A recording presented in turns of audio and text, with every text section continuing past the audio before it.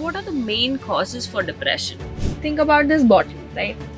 If my emotions are kept building, nobody's ever spoke about these concepts before. No one taught us in schools. What is anxiety? Let's understand that. It's something which I may have experienced before that I don't want to experience it.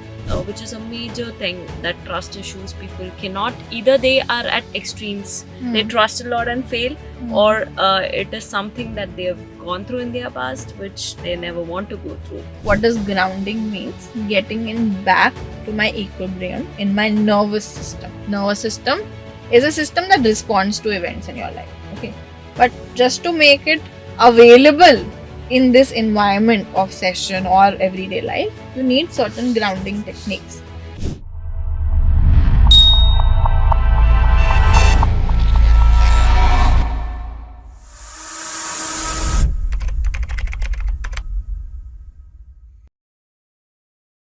Welcoming you all to the Poster Show. Have you ever felt depressed, sad, or having anxiety? Not only in women but also in men? Then today's episode is a must watch. We have spoken a few simple tips and tricks, if used in your daily life, can actually help your mental well-being in a better place.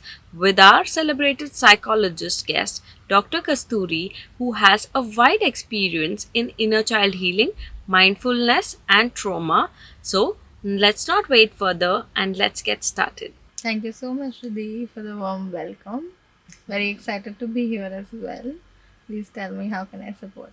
Yes. So these days there are different kind of words like "tu to pagal hai," "tu to avara hai." And people don't know what's being the difference between normal and abnormal. So what is your definition for being normal? Okay, thank you for asking such a valid question. So that's true, the culture we live in, unfortunately, the word normal and abnormal is so interchangeably used with derogatory terms like pagal or you're insane, you should go to an asylum. So let's break this myth of normality and abnormality today. So, when we talk about the continuum model of normality, just like how in physical health, right? Can me and you sit here and say that I'm completely physically fit? Is there a day that you don't have a headache? Is there a day you don't have a leg pain? We are all lying in a continuum, right? That someday you have some physical illness, but that's not abnormal. We've acknowledged that it's a normal part of everyday life. The wear and tear will happen. Just like that in mental health also, there is nothing which is completely abnormal, nothing which is completely normal. We are all lying in this continuum. Remember the x-axis, y-axis, just like that. We're all lying in that axis, okay? Where some days we lie on this version where we are dysfunctional. We don't use the word abnormal anymore. There are some dysfunctions happening in our life, and in some days we are more functional than the other days. Just like physical health, mental health also, the idea is to acknowledge we all will always lie in this continuum. There wouldn't be a day where you're completely mentally okay or completely mentally not okay. Making sense? Definitely.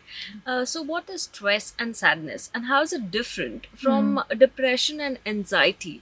Right. Another term which is so often used, right? Exactly. That, I'm depressed. Yeah. So now let's understand the difference between what is sadness versus what is depression. And when do you say that today I have depression, and when do you say I'm sad? So let's understand the word emotions first. Okay. Emotions are something that me and you are facing every day in life. Now that's nothing you choose. It's something that you are biologically built to experience as a part of life, living. So if you are living, you will have those emotions, right? And what are these emotions? Happiness, sadness, jealousy, irritation, anger, frustration. Stress, like any other emotion, it's a normal emotion we have in life. Okay. But when do we call it anxiety? Now, stress is something which is caused, it is a response to a real threat in my life. If a tiger is coming, attacking me, I will respond to it. Why? Because my biology is biologically driven to respond in that situation. So, remember our class 10 biology days when we all learned we have something called a sympathetic nervous system and a parasympathetic nervous system, right? It's a part of something called an autonomic nervous system within us. Now, the sympathetic nervous system is designed biologically to respond to a threat in your life. Now, how do we respond? Primarily two ways. Fight the situation, tiger is coming, I'm gonna fight. Or flight the situation, run from there, right? Now, there's a third response known as a freeze response also, where you've seen a lot of like TV shows and you're seeing the truck is coming and the heroine is stuck there. What is that? That's a freeze response. Now I know as a viewer you'll be like, Ari, move, what are you doing? But the idea is it's not a choice. It's your nervous system that freezes at that point. Okay. So stress happens because biologically when a threat is there, witnessed by you, your body will try to respond to it by this nervous system being activated. Okay. But what happens in anxiety? There is no real threat. I have perceived a future threat to come, which is causing my same nervous system to be activated without the presence of that actual stimulus in my environment. So I've assumed that tomorrow exam I will fail. Pakka I will fail. Tomorrow my job interview I will not crack it. Which starts that anxiety response. So it's a perceived threat which is not real, and I'm assuming that reality and perceiving that this is what's going to happen to me, which causes an excessive amount of anxiety which is continuous in my life. So it's persistent meaning it's there continuously, and pervasive also in my life. Okay, which is how you understand the difference between stress and anxiety. And the other question you asked, again, very real question, right? We confuse feeling sad with feeling depressed in life. Now, sadness is a normal, quote unquote, emotion, right? You are bound to feel sad in life. If something you don't like happens, you will feel sad. Now, when do we call it depression? Is again, now we have something known as an ICD or a DSM. These are criterias based on which you diagnose someone. Okay, so ICD and DSM are saying depression is a entire range which ranges from not only low mood. Now understand, this low mood is different from sadness because again it is persistent and pervasive in nature.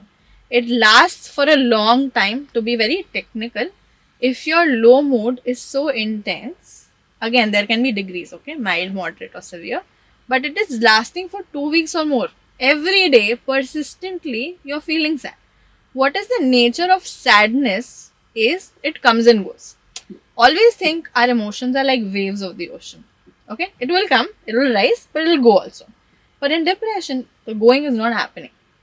Along with that low mood, what are the other symptoms to diagnose someone as depressed is they will have low energy also. I don't feel like doing it. They will have lack of interest. Things I used to like to do before. For example, I like to cook. I like to go for a walk. I'll stop doing it. I like to speak to people, interact. I'll stop doing all of that. Then there'll be disturbance in sleep and appetite. Okay. Then there's something known as triad of depression, which is it'll be also coinciding with hopelessness, helplessness, and worthlessness. These are three things which a depressed person also shows. So when you and me have sadness, it'll be a fleeting emotion, right? But when it lasts for 2 weeks or more, along with these other things, that's when we call someone as depressed. Yeah. So that's a very good explanation for depression actually. But what are the main causes for depression? Okay. Now, the kind of work that we are into, we understand the causes can be both. It can be both genetic, that it's passed down over the generations in my genes. So like any other disorder, right?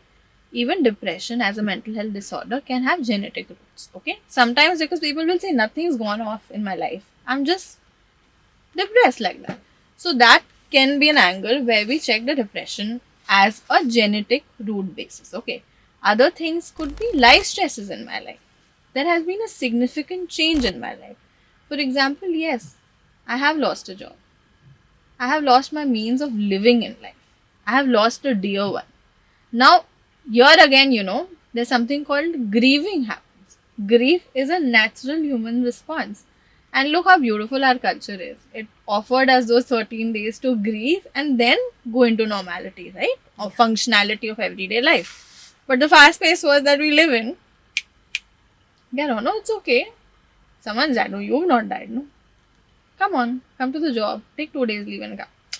So look at the pressures that we are dealing with, as this is not to glorify that as youth we are suffering, but to really face the facts that yes, we don't have time and space for our emotions, which are leading to a lot more internal issues like that.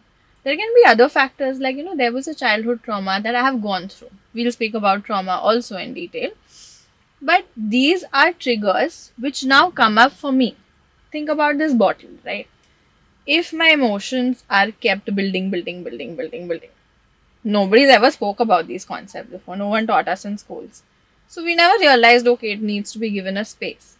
But today, when something happens in my life, could be technically insignificant, but it triggers that same bottled up, why do we say bottled up emotions? That's what it means. It's been there in my body, in my soul, in my emotional experience for so long, and now it's lead to a complete burnout and breakdown for me. So causes can be various. The idea is that that's why therapy is very individual in nature. When you meet a client, you understand their history, you understand their circumstances. That's when we realize the causation. So it could be multiple things: biological, situational, sociological, emotional, childhood, a lot of these things. Yeah. So, what are some of the tips which somebody can include in their daily life when they feel that they are, going to a stage where they can have depression or feeling sad on regular basis? So, some tips which could really make them aware, as well as they can inculcate in their lifestyle, which is going to actually help them. Got it. Okay. So I'm gonna divide this into two layers. Okay. One is surface level, what you can do as a person with the resources available to you. And this I'm talking in a very generic sense. Okay. First is understanding that as humans, we need both kind of emotions in our life. We call this as I need pleasure in my life and I need a sense of mastery also in my life. Now, if you understand this very biologically, we have something known as a dopamine. We have something known as an oxytocin. Now, these are biological hormones. Me, you, we've been given. We don't have a choice. We've been given, which helps us feel a certain way in life. Okay. So when I do something which helps me feel accomplished, then I did something today, right? This is what the world has been teaching us since childhood. Do something. Do. Yeah. So there's a lot of doing energy within all of us, which gives you a sense of serotonin in life. That, I've achieved something. So that I feel either way we are all doing. Okay. So including that as a part of your day, but also something for pleasure. Every culture, every philosophy is talking about balance. What does balance mean? Along with my serotonin, I need oxytocin. I need something which is soothing, pleasuring in my life. And unfortunately, we don't belong to an era where it will be a given in our life. Nobody will say, हाँ बैठो, chill. There's so much guilt and shame associated to that. But that is something we'll have to consciously cultivate as a part of self-soothing in our life. Where I do something for mastery either way, but I do something for pleasure also. Next, being very well in touch with my emotions in life. So we do an exercise, very common exercise with my clients, usually in the first session, which I like to introduce. It's known as a feelings wheel. Quickly type in YouTube or Google what is a feelings wheel. They'll show you a chart. You remember in childhood how we taught different concepts? Numbers with a chart, alphabets with a chart, dog's name with a chart, right? Just like that, we have to start from grassroots, understanding what are our emotions by using a chart. Okay, so that's what an emotional wheel is, where when I'm feeling something, I literally acknowledge it. Emotions are like a babies. Like, can I ask you really, if you don't listen to a child, what does the child do?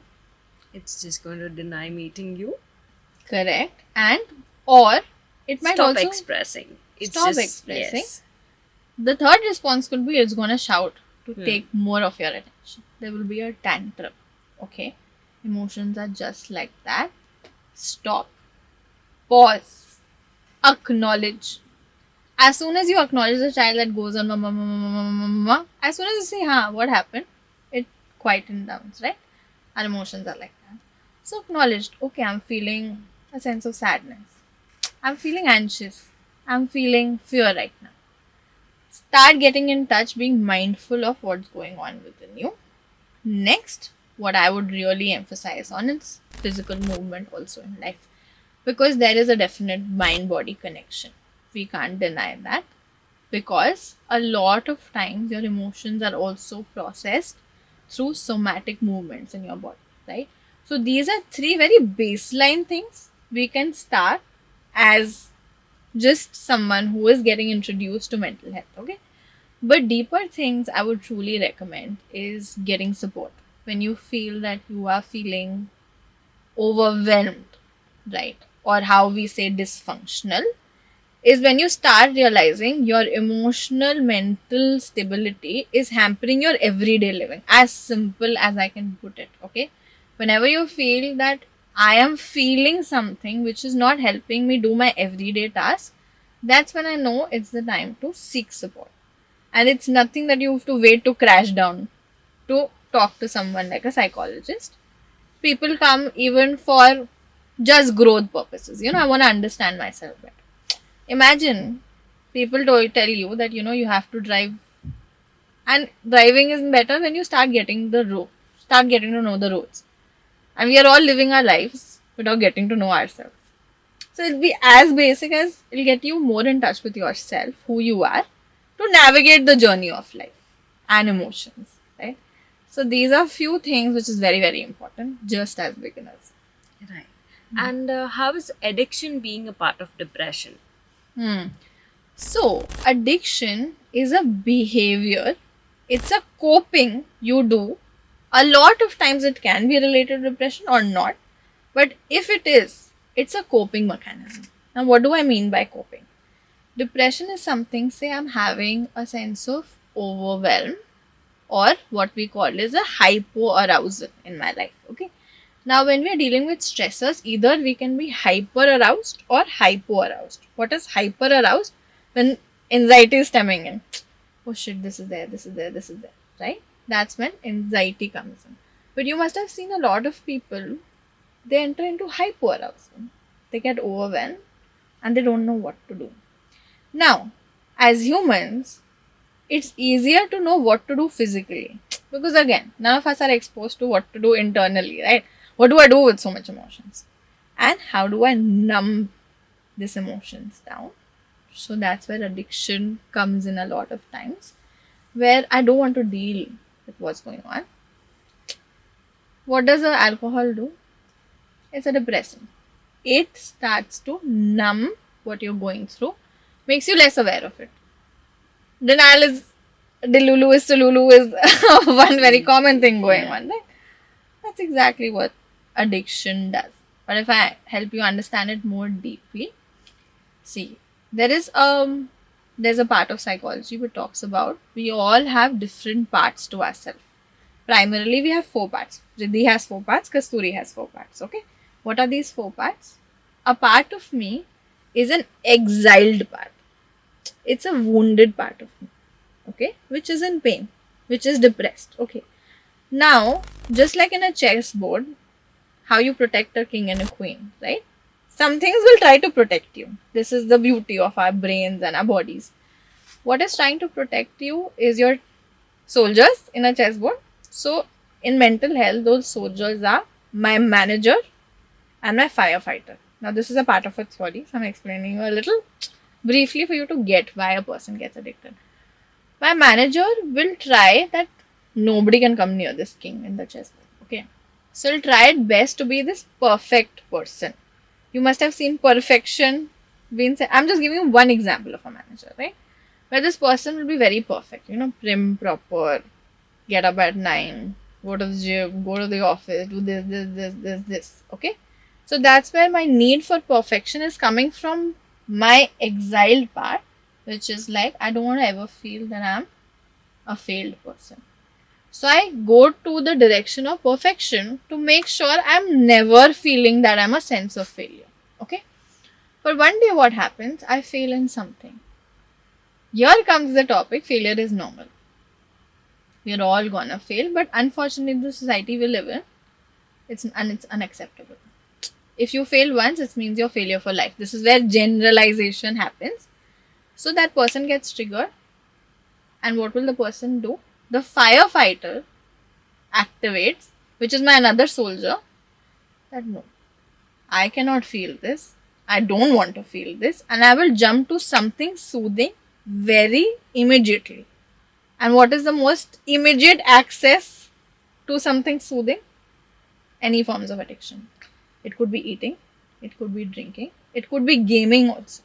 You know, any forms of this that gives me instant dopamine.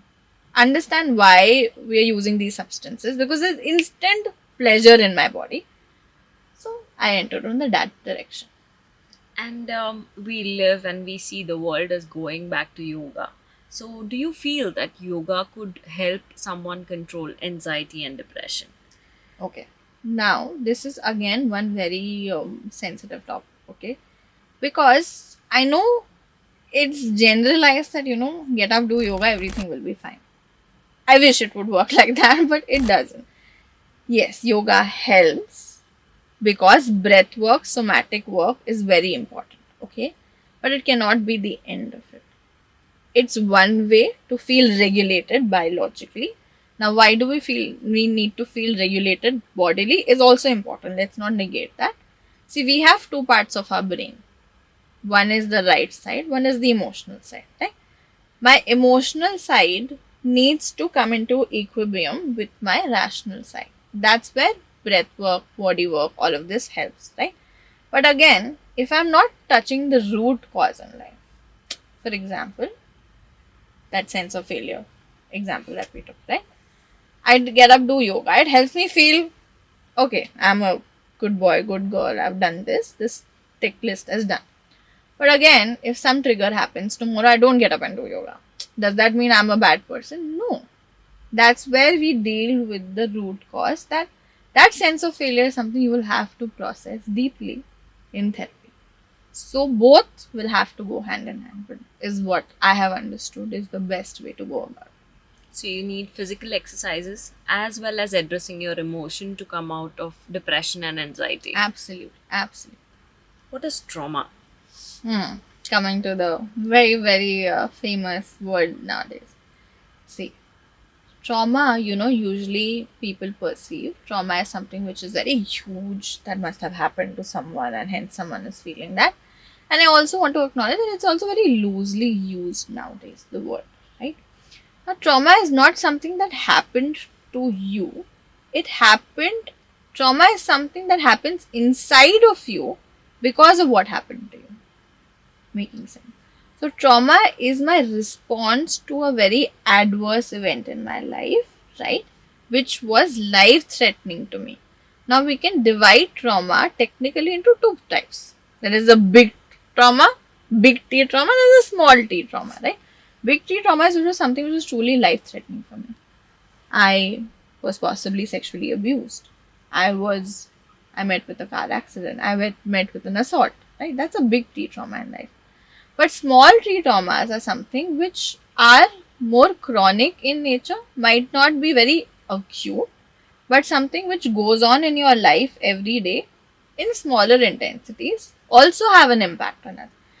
An everyday thing could be something. For example, I am in an environment which is very invalidating. You're good for nothing. That is also trauma. That also will impact you. We can't deny that. So we just need to understand these categories and use these words carefully.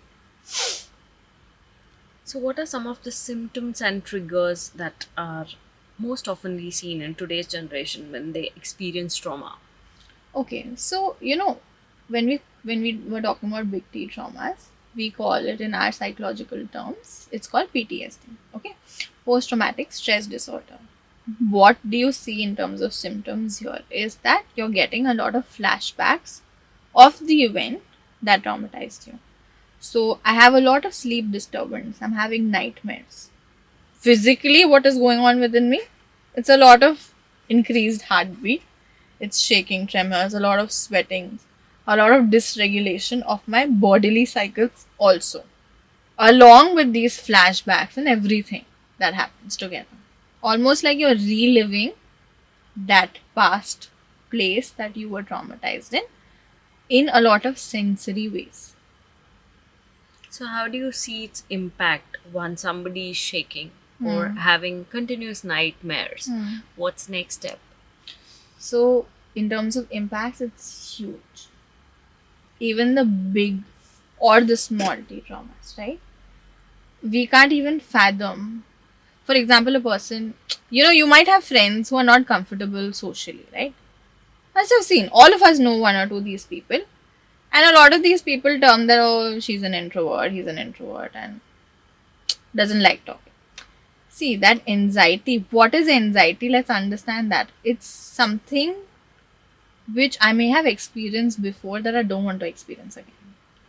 So, if you actually enter into therapy space with these individuals, understand their histories, it's when in a social setup, back in childhood, I was bullied. I Or was sexually abused. or sexually abused. I was called out names. That's where I start developing fear of society, fear of harm. I'm not feeling safe in my body. So, what do we, in case you ask the impact is that today I don't feel safe in social places. I don't feel safe in talking to strangers, right?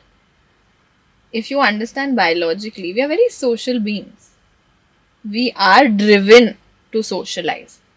But imagine something can disengage me from my instinct in life. How huge the impact is of that. And it maybe just loosely plays an introvert extrovert. It's not that simple. It's not just about thresholds. It's about some experience which the person needs to safely process in therapy.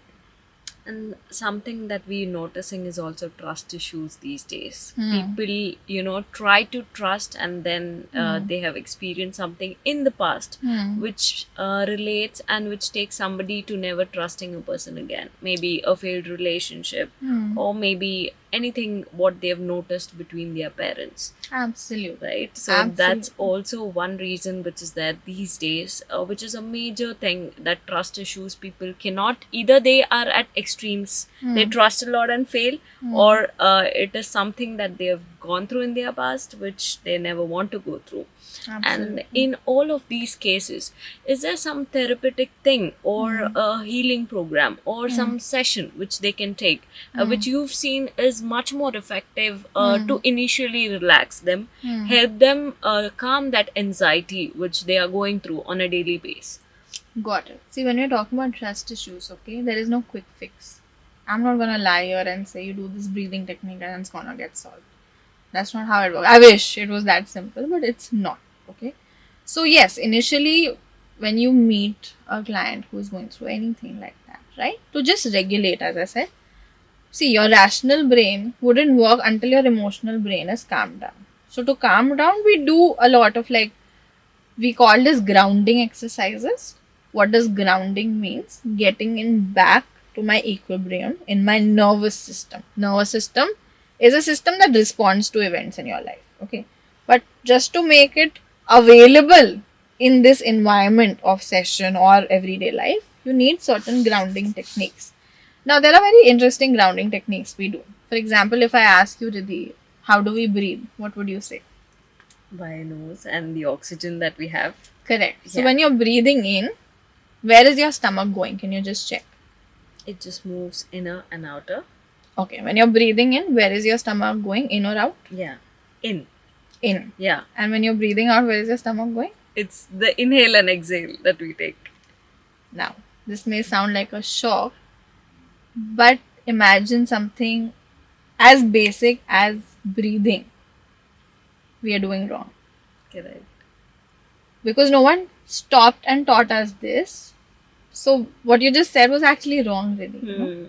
When you're breathing in, your stomach should go out. Out. Correct. And when you're breathing out, your stomach should go in. Imagine you are holding a balloon and you're filling it with air. While you're filling it with air, if you squish the balloon, what will happen to the balloon? True. Squashed. And you're doing that every day to your body. Every day. And what is the impact of it? Your nervous system is pumping more because you're breathing incorrectly and it's dysregulating your entire system. So we start that basic, how to breathe, because that first helps you regulate your nervous system. So this is known as diaphragmatic breathing. When I learned to breathe in life, right? See, a lot of our culture also focus on breath, right? Pranayam, Yeah. breath. True. But nobody pauses and teaches you how to breathe. What is the correct way? So this is one grounding technique. Okay. Other grounding techniques are, we call it 5, 4, 3, 2, 1. This even you can try now. It's a very nice technique. For example, if I tell you, Riddhi, you have a great setup. What are the 5 things you can see here? It's the ambience. 5 objects. Name 5 objects right now. So that's going to be the moon, the astronauts, the interiors, that's going to be the leaves, the plants, and then there's going to be water element. So that's the Buddha. Correct. Okay. Yeah. Now tell me 4 things you can sense. So actually touch objects and tell me what is the surface like? Can you describe it? It's going to be like smooth, Smooth. rough. Yeah. So the And- table is smooth. Yeah. Then there's Bottle going to be is smooth. correct, and then there's going to be water, which is again sticky or it's just moving element. Correct. Then there's going to be the plant and the mud, which is going to be a rough Rough surface. element. Yes. Right. So- Now, any 3 things you can hear right now? Could be the water noise, Yes. you, Yes. and then something that's running in my head. So Correct. Right. that's- So all these things you are Yeah. aware. Hmm. Now 2 things you can possibly smell right now where you're sitting. Just maybe the room freshener and the fragrance that we wear. Correct. Okay. One thing that you can possibly taste in your mouth right now could be an aftertaste of your breakfast. Just True. notice Yeah. what are you tasting right now? The chewing gum that was just had. Yeah. Okay. Now be honest with me. After doing this, what's going on within you? It just makes you more active. Your senses are actually taking one thing at a time. It's focusing on what needs to be done at the present rather than 100 things running in your mind. Absolutely. Do you feel more present? Definitely. Yes. Do you feel more engaged with me right now? True. Yes. This is how simple Hmm. mindfulness is. This is one very, very common grounding technique I teach all my clients. It's literally the first basic session we have. Now, why is this important? I'm going to ask you a very random question. What is reality, Riddhi? Something that we live in, and that's our present. Correct. Now you're saying because we did the exercise, Yeah. right? But often people will say reality is something which I'm assuming, thinking, right? But a lot of times, if you see, our mind is either in the past or the future, not truly in the present. And reality is something which is happening now. So this is one very quick way. Now, what did I do in this exercise? I activated all your 5 senses. Your senses are the only quickest way you can become aware of your environment. So everybody talks about being aware, be present, be present. How to be present, no one's talking about. So this is one very easy way to come back to the present moment. Okay. Now these are very basic things we teach initially. Post, then you go more deeper into what was the cause of depression, anxiety. Where is it coming from? That's a more deeper work which you'll need a professional. These are things which you can do by yourself. Wow, that was actually a lovely exercise. Thank you. Thank you for doing it with me. Yeah. So coming back to a child. So if we start somewhere, parents, what is the role of the parents and the school that we see for a child? Because most of us, we just grow up and we never thought about being aware, being present. And these days children actually need that. So what do you feel is the role of parents first? Now, thank you for asking a very important topic. See, unfortunately, a lot of times when you hear parents, you hear, "Ah, you guys to grow up like that only. We didn't do so much. While y'all just grew up." Exactly what you said. Now, yes, that's one way you can grow up. You wouldn't not survive, but parenting is the most important thing, one of the most important things for a child's mental health, not for a child, for an adult also. And I'm going to explain how. Now, they did a very amazing experiment on children to understand something known as attachment styles. Now, we all use this word attached, right? I'm attached to this, I'm attached to that person. What does it even mean when we are saying that? Now, what they did was they kept a group of children, okay, and they just wanted to see how. Or you've seen different kinds of children, Riddhi, right? One who are very comfortable with strangers and one who are not. Have you ever thought what is the cause of this difference? I've always thought about it, but majorly I feel it's the school, the environment, and the Hmm. parents, the way they are treated, and the confidence that they are bought into. See, the Indian culture always has a problem. You bring in a kid, it's always, oh, she's good at dancing, she's good at singing, baby, come sing here, baby, come dance here. While you never ask the child to come, introduce yourself first, tell the guest who it is or who. That's something what I have always noticed the Indian culture lacking. And that's something which has come to this stage that you don't teach your kids until 8 or 10 years how to talk to strangers. And then all of a sudden you tell them, okay, you're not publicly speaking well, you're not confident enough, Yeah. you don't have these attributes to get into the market. But how will a child get those attributes? Correct, correct. So, you raised a very valid point of confidence, but I'm just gonna help you understand it in terms of safety as well. Okay?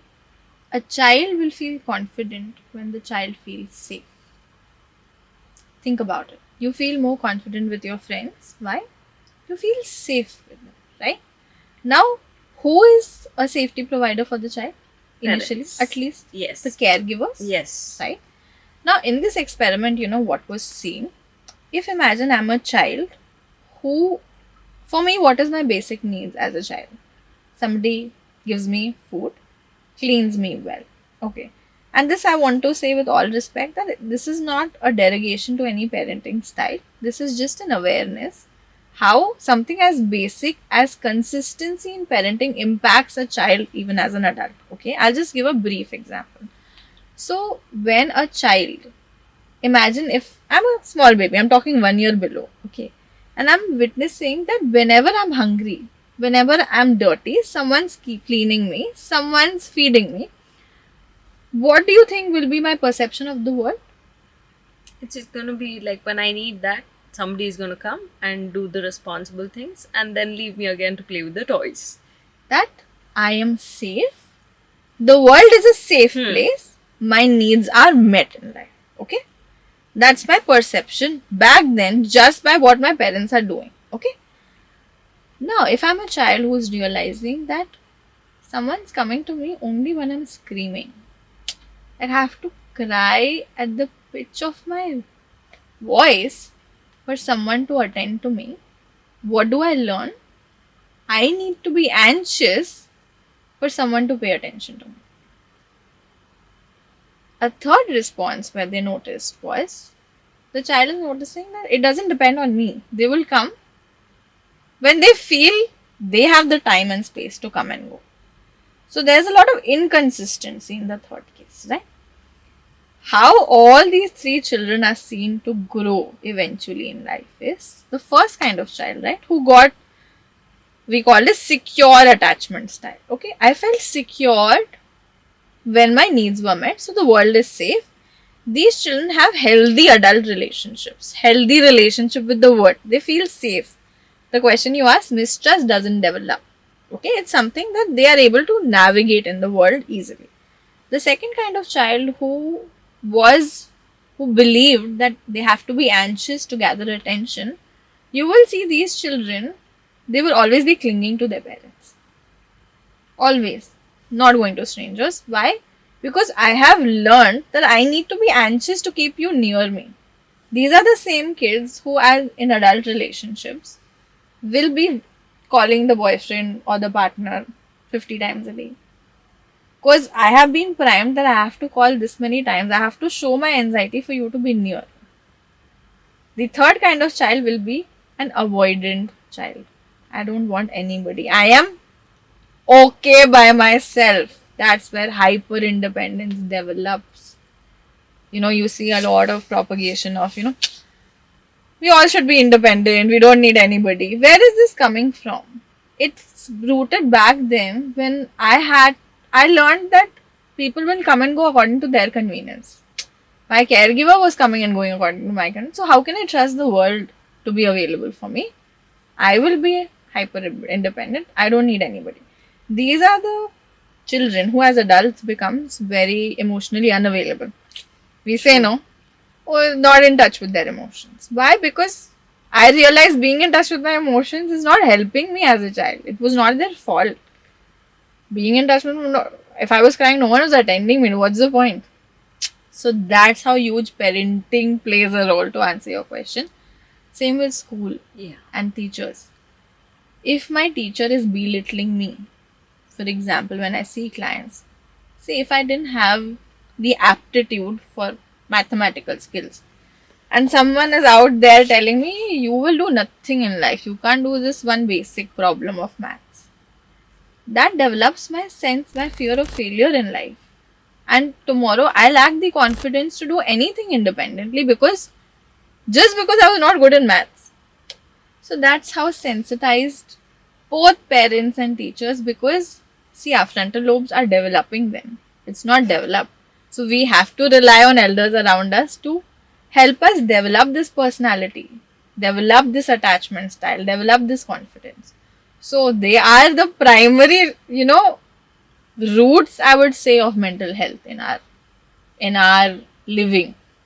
So you used a wonderful word, frontal lobe. Hmm. Could you just tell it for our general audience? What does that mean? So basically, it's a part of our brain, right? Which does all your rational thinking. Okay? It's primarily responsible for decision making. It's responsible for thinking. So me and you are talking. My frontal lobe is activated right now. Otherwise, I can't talk. Otherwise, you can't listen and respond to me. So it's that part of the brain which only develops when you're 25. But how much has happened to you until you're 25? And you can't process it all by yourself because biologically your body won't allow you to process. So that's where I need these elders around me whose frontal lobe is already developed to guide me, to make me feel safe, to make me feel supported in a way where the amount, I wouldn't say, see, we live. If you're on the road, wear and tear will happen, accidents will happen. We are not talking that nothing should happen. We are not degrading anybody. We are saying, but be mindful of what your just words can have an impact on a child, because they don't have the biological capability to decide for themselves at this point. You will have to guide them. That's the role of frontal lobe and parents. True. Very well explained. Thank you. And if you were into the ministry and you feel that you had the chance to implement, all these things, maybe a few aspects in the schooling, how would you implement them? Okay, got it. I can't wait. Firstly, thank you for asking me. Yeah. If I was given a chance, to be honest, see, I belong to a school. My own knowledge of psychology comes from my school. We used to have a class known as life skills, and the life skill teacher was a psychology teacher. I was privileged to be taught something once a week by a psychology teacher. So she taught us basics. What is emotion? What is sadness? What is not sadness? What is happiness? So I was learning all of this since a child. And that's what made me so aware and today take up this field. So I believe every school, right from the beginning. See, nowadays a lot of improvement is happening. We need to acknowledge. Like we see a lot of like good touch, bad touch programs happening in school, right? Just like that, psychology should be a subject which we can start once a week. Just a general awareness, basics, teaching, orienting kids to what emotions are, what mental health is from the beginning first. Next, not just children, for parents as we spoke. Because, fine, see, it's not their fault also. Nobody taught them all these things. So, an opportunity for them to also learn in schools. Get them to workshops. Get them to training programs where they can learn. See, parenting is not something which happens just because you've given birth. It's a skill. Parenting is a skill which needs to be taught. Like any other skill, like driving or cooking. Doesn't naturally come to anybody. So that's again something we can start for teachers and for parents both. Another thing is very, very important, making mental health accessible. Okay. We need government schemes. Thankfully, now it started that mental health is a part of insurance regimes and insurance plans. This needs to be more accessible for all kind of insurance schemes, so that just like how for physical health you have ability, mental health also you have accessibility like that. Most important, destigmatizing mental health. It's nothing where someone who's mad only goes to a psychologist. No, everybody has emotion, so everybody can go to a psychologist. Like everyone goes to a doctor, everybody can go to a psychologist. That is the most important destigmatization awareness scheme we need to get into. And in India, you see obesity in children is a major, major problem. So, how do you relate obesity to mental health? Probably Okay. kids are left alone and they are sugar addictive. One thing that we are actually noticing these days, ki mama has no time to cook, she's working, and then just packets and ready-made food is given, which is leading them to a comfort zone and affecting them in the longer run. Right. See, now this often obesity is seen to be just a physical health problem, right? And look how again, it focuses on food as an aspect.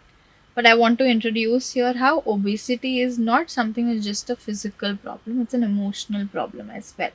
Again, it's a coping behavior. A lot of times you have noticed like Netflix and watching something and eating. This has been advertised in a situation where we are. As a way of coping, you had a bad day, switch on something, eat, gallops of ice cream you're eating. So, we have been, now this is all again commercialization and marketing playing a role where you are being motivated to cope with your emotions by eating, consumerism. Obesity is just a part of that where I'm not sitting with my emotions. When you deal with clients, when you start hearing their understanding, no, you ask them the trigger again. What made you want to eat at that point? You're like, oh, I was feeling very sad. I just wanted instant dopamine, right? Again, I wanted to feel better. One way to feel better is eat. I was anxious. I didn't know what to do. The doing easily accessible is eating again. So, what I'll say is we need to again start getting aware just before eating, again mindful, what is making me eat? The difference between biological hunger and psychological hunger. Am I truly hungry or am I trying to cope with an emotion? Just that 1 second pause and asking yourself, what's making me eat right now? I'm coping with something. Address that rather than just eating. And how do you find traveling helping in all of these? Now, traveling is something which is really helpful as a part of self soothing again. It's that pleasure aspect we spoke about, right? So, yes, it helps again. But it cannot be that you're doing it for an escape again. Traveling is a form of pleasure, but that cannot be just one way you're seeking pleasure in life. If you want the root causes to be understood, we'll have to, there's no shortcuts, I would say, to mental health that way. Help yourself do now traveling, eating, shopping. All of these are therapeutic. These are not therapy. It can be therapeutic to do all of that. Do it, but not to an excess again. Have fun along with it.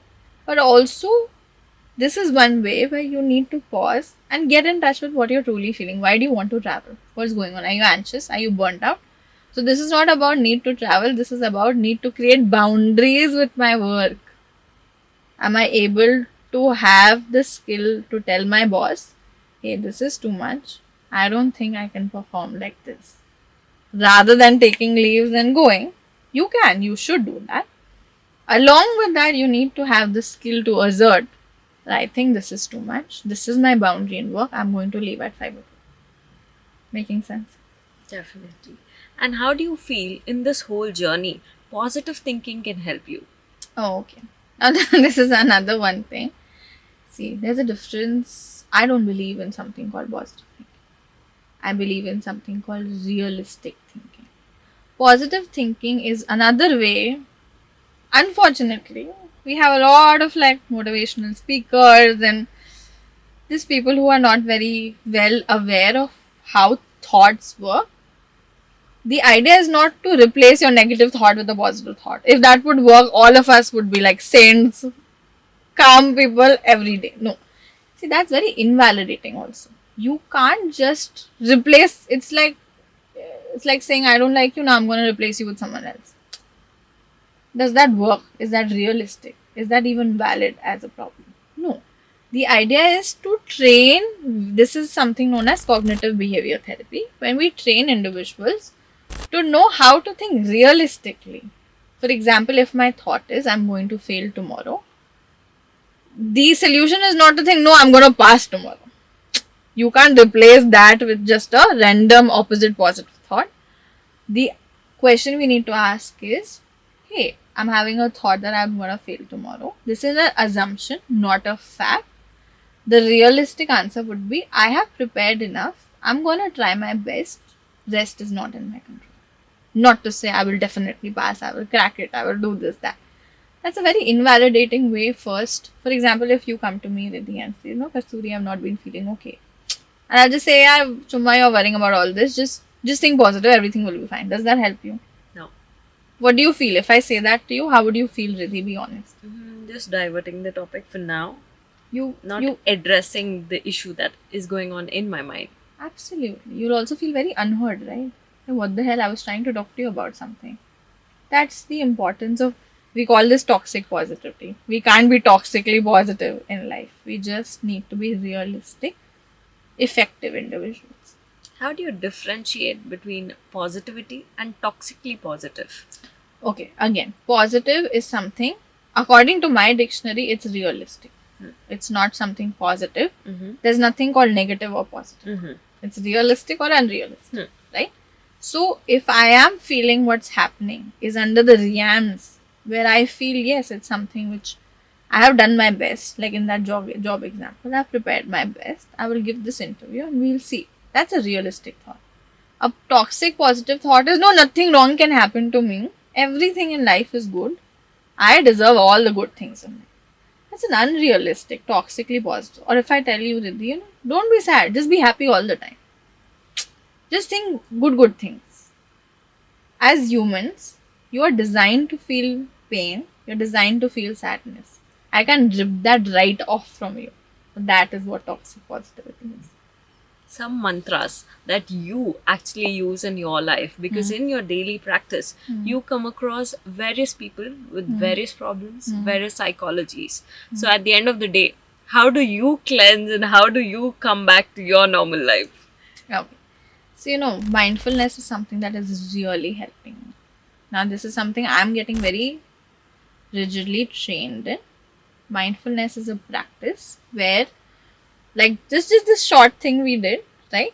How you can be present to even being unpresent. I'm not saying continuously you have to be present, that's not possible also. But just being aware of where I am, what I'm doing. And that doesn't mean I have to sit and meditate, closing my eyes. While I'm talking to you, being present to you. While I'm eating, being present to what I'm eating, not watching something and eating. Being very aware of the flavors coming in my mouth, the texture, the smell, the taste. While I'm walking, going off my phone and looking around my environment. What am I crossing? What are the trees? What is the sky like? What's the sound like?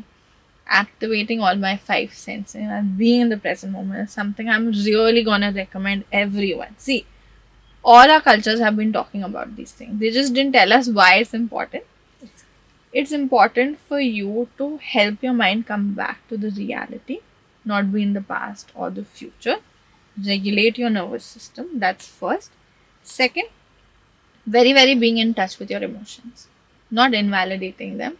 Literally inviting, I invite my emotions at the end of the day. Hey, so how was your day today? Did you feel sad today? Did you feel anxious today? Okay.